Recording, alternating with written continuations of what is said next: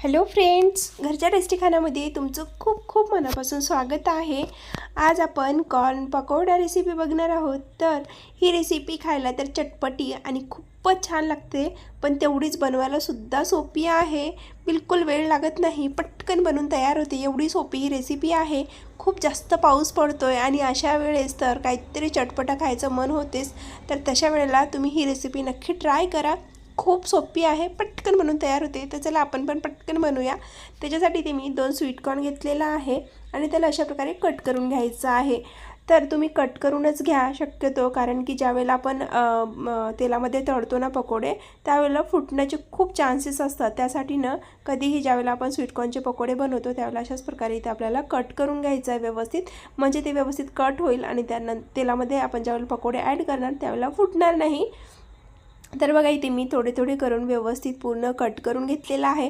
Waste पण गेलेलं नाही आहे आणि कट पण झालं आहे, म्हणजे तेलात ज्यावेळेला पकोडे आपण सोडणार त्याला फुटणार पण नाही। तर इथे मी पूर्ण स्वीट कॉर्न कट करून घेतलेला आहे। तर इथे मी तुम्हाला कट करून दाखवलेलं आहे, म्हणजे मी कट करून तुम्हाला ही रेसिपी बनवून दाखवणार आहे। तुम्हाला कट करायचं नसेल तर तुम्ही याला सोलून घ्या, त्यानंतर पल्स मोडवर 1-2 वेळेस तुम्ही मिक्सरला फिरवून घ्या आणि जाडसर वाटून घ्या आणि त्याचेसुद्धा पकोडे बनवू शकता। पण त्याच्यापेक्षा ही पकोडे खूप छान लागतात, याची टेस्ट त्याच्यापेक्षा खूप डबल असते। त्यासाठी मी अशा प्रकारे तुमच्यासोबत शेअर केलं आहे। तर बाउलमध्ये पूर्ण स्वीट कॉर्न ॲड केल्यानंतर त्यामध्ये अर्धा चमचा इतकं चवीपुरतं मीठ ॲड करायचं आहे, 1.5 चमचा इतकं मिरची पावडर ॲड करायचं आहे, पाव चमचा हळद, पाव चमचा गरम मसाला आणि भरपूर सारी बारीक चिरून घेतलेली कोथिंबीर ॲड करायची आहे।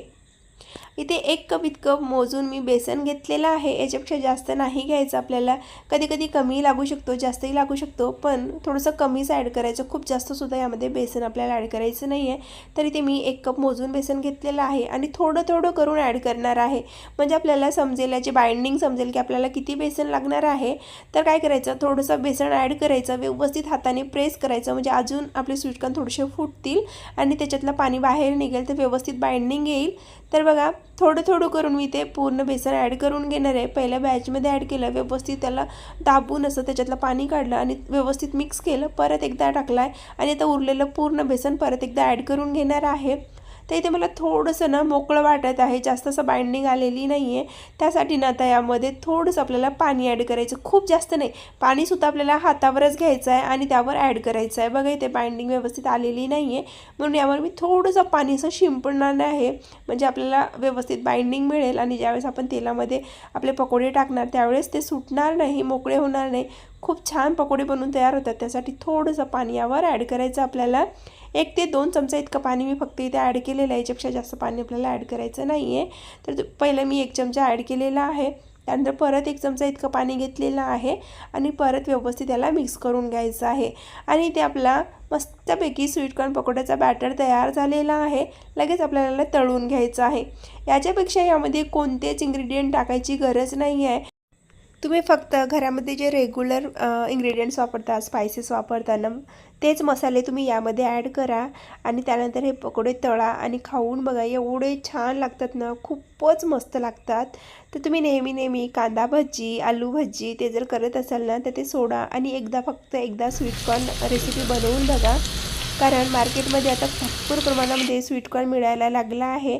तर तुम्ही एकदा ही रेसिपी, पावसाळा पण सुरू आहे, बनवून बघा आणि खूप छान लागते म्हणून सांगते, एकदा नक्कीच बनवा। तर इथे एका पॅनमध्ये तेल व्यवस्थित गरम करून घेतलेलं आहे आणि एक एक करून एक बॅच पकोडे इथे मी सोडून घेतलेला आहे। छान असा लालसर कलर येईपर्यंत आपल्याला याला तळून घ्यायचं आहे, मस्त गोल्डन होईपर्यंत तळायचं आहे। जोपर्यंत कुरकुरे होत नाही ना तोपर्यंत तळायचं, एवढे कुरकुरे होतात, खूपच जास्त कुरकुरे होतात हे। एकदम गॅसची फ्लेम मीडियम ठेवायची आणि मीडियम गॅसवर आपल्याला हे पकोडे तळून घ्यायचे आहेत। एकही फुटत नाही, उडत नाही तेलातून, खूप सुंदर असे पकोडे बनवून इथे तयार होतात। तर इथे मी एक एक करून पहिली बॅच काढून घेते, आपले पकोडे तळून झाले आहेत। आता नेक्स्ट बॅचसुद्धा मी ते ॲड करून घेणार आहे। तर इथे परत आपल्याला तेल थोडंसं गरम करायचं आहे आणि एक एक करून बाकीचे सुद्धा पकोडे यामध्ये ॲड करून घ्यायचे आहेत। तर इथे मी पूर्ण पकोडे ॲड करून घेतलेली आहे. दुसरी बॅचसुद्धा इथे ॲड केलेली आहे आणि त्यांनासुद्धा मीडियम गॅसवरच आपल्याला पूर्ण पकोडे तळून घ्यायचे आहेत. जोपर्यंत छान कुरकुरी होत नाही तोपर्यंत त्यालासुद्धा तळून घ्यायचं आहे. तर आपले पकोडे हे सुद्धा तळून झाले आहेत. ते सुद्धा आपण प्लेटमध्ये काढून घेऊया. जी मी पहिली बॅच काढली होती ना, मुलांनी खाऊन संपवली होती, तरी मी नेक्स्ट बॅच काढली आहे बघा. ती सुद्धा खूप छान झाली होती आणि लगेच मी तुम्हाला सर्वसुद्धा करून दाखवणार आहे. किती छान कुरकुरी आणि किती मस्त क्रंची असे आपले पकोडे इथे बनून तयार झाले होते. तर आपण सर्व करून घेऊया. तर तुम्ही याला टोमॅटो केचपसोबतसुद्धा सर्व करू शकता किंवा ग्रीन चटणीसोबतसुद्धा सर्व करू शकता.